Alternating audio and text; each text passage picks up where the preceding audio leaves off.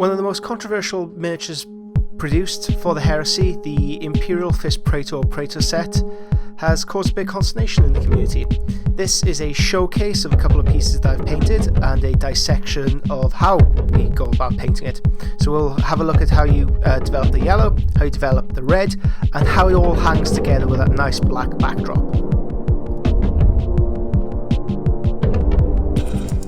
Oof, these things have gone off like a grenade in the community.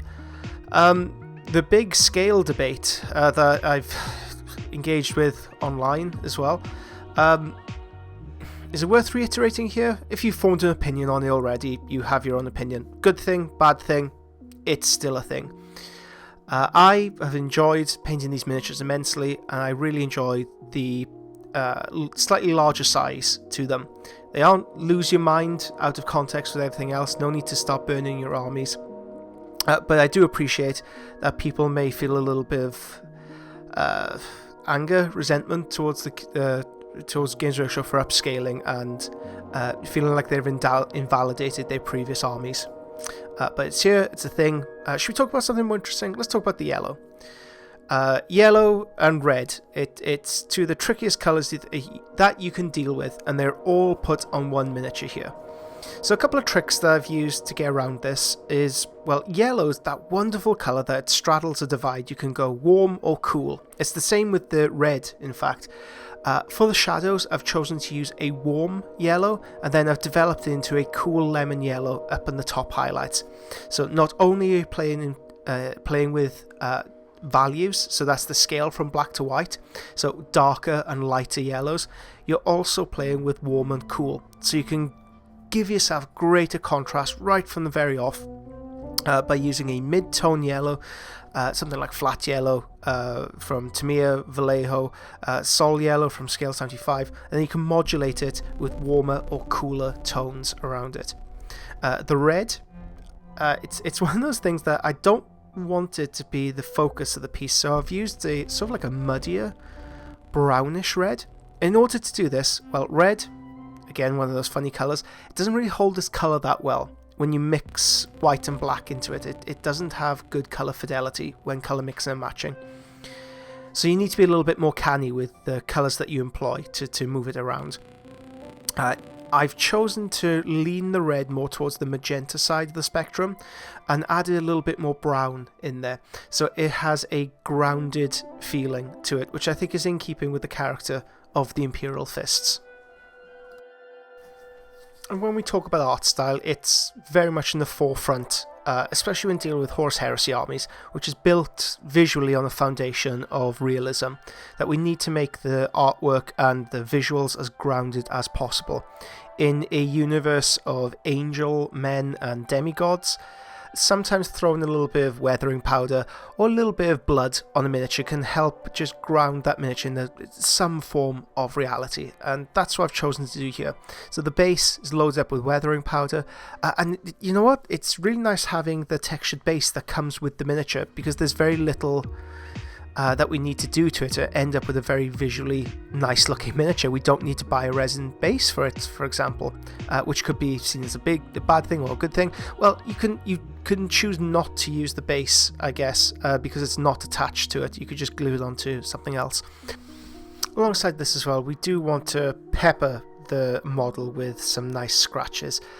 We don't need to go completely crazy and destroy it like we would with, say, a Death Guard miniature, but the occasional slice, the occasional sponge chipping, the occasional blood splatter does ground it in a reality.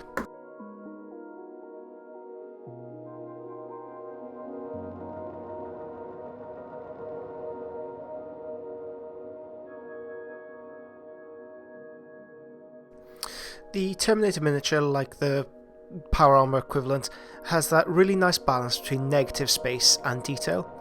So Space Marines, they do tend to be overly clustered with detail. The Primaris Marines are a notable exception to this, as well as Heresy miniatures up until this point. But I felt like I had enough negative space to do some nice blends, fading, weathering, just add my own impression to it while not feeling slightly naked. The detail on here I think is appropriate for a Praetor level character. And Praetors, by the way, unless you know, are kind of like captain equivalents in the chapters, or chapter masters, I guess, for 40k. The weight of the miniature really expresses itself with the lean that it has, and it's weirdly dynamic for a Terminator miniature, and I wanted to play on that. I wanted to emphasize it with the way he was leaning into his shield.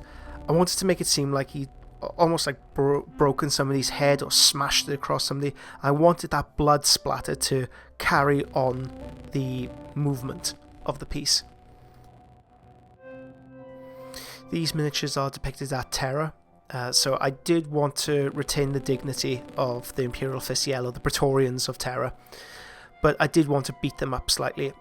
Terra being a horrible place to be in the 31st millennium, I did want a smattering of blood and gore and weathering effects, but I didn't want to overdo it like you may see with a Death Guard Marine. So I tried to strike the balance of it still being readable without the weathering obscuring the lines of the miniature, and it's so easy to do, especially with the sponge. When you sponge chip, especially along the edges, it confuses the eye, and if you overdo it, it will completely blow out the sculpt and you won't be able to read it. So readability of a miniature is really important to me in how I present my work. Very recently, myself, Matthew Kane and Meadows, we all did a painting course together, hosted it, and we're all painfully aware that not everybody can make them. So this miniature forms the basis for a new style of tutorial via the Patreon, and it will form a almost like reformation of how we present content to you. So we're breaking down the content into 3 portions. 1, army painting. 1, foundational, so how to do quick schemes. Army painting 2, characters, how to produce miniatures like this to a very high standard that's accessible for everybody. And then the masterclass series that focuses on slightly more complex miniatures and busts. If you did want to learn how to paint this miniature, a full tutorial series is in the works. Part 1 is available as of Saturday, I should know this beforehand, Saturday the 18th of September, with weekly releases after that until the course is completed.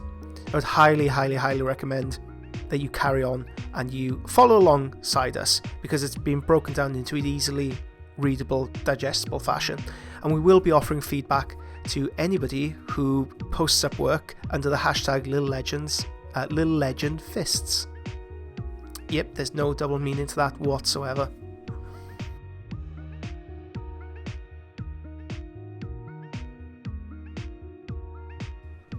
And here we have the gruesome twosome Menorah, all of their glory. Tripped over that line. So it has gore, but not too much. Has weathering powder, but not too much. We've located them very much in the Horus Heresy because of the paint scheme, because of the modulation of the yellow. But my god, these can easily be used in a 40k force. Why the hell not? I mean, they're yellow Space Marines after all. If you'd be interested in a commission like these, please get in touch via lil'legendstudio.com.